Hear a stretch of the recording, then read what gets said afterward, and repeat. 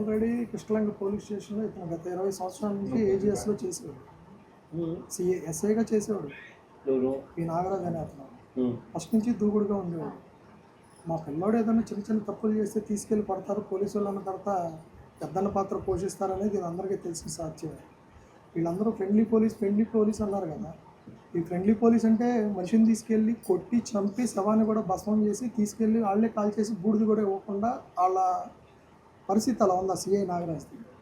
మేము మామూలుగా వాళ్ళు మా దగ్గరికి ఒక మనిషిని పంపించారు, కానిస్టేబుల్ పంపించినప్పుడు మేము చెప్పాం, మీరు మర్యాదగా మనిషి ఉంటే మనిషిని అప్పు చెప్పండి, లేకపోతే బాడీని అప్పు చెప్పండి.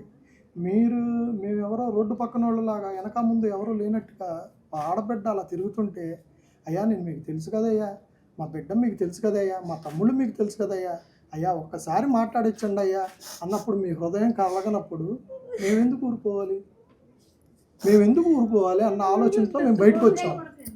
బయటకు వచ్చిన తర్వాత మేము ఒకటే అడిగాం, మా దగ్గరికి వచ్చిన కానిస్టేబుల్స్కి వీళ్ళందరికీ మేము ఒకటే చెప్పాం, మర్యాదగా మీరు మనిషిని అప్పు చెప్పండి లేదా బాడీ అప్పు చెప్పండి.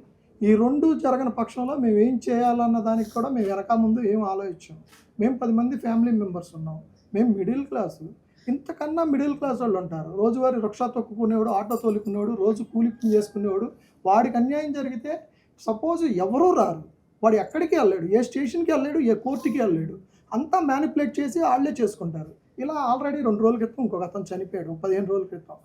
ఈరోజు ఈ తల్లి ఏడిసింది, అప్పుడు ఆ తల్లి ఏడిసింది, ఇప్పుడు ఇంకో తల్లి ఏడుస్తుంది, రేపు ఇంకో తల్లి ఏడిసింది.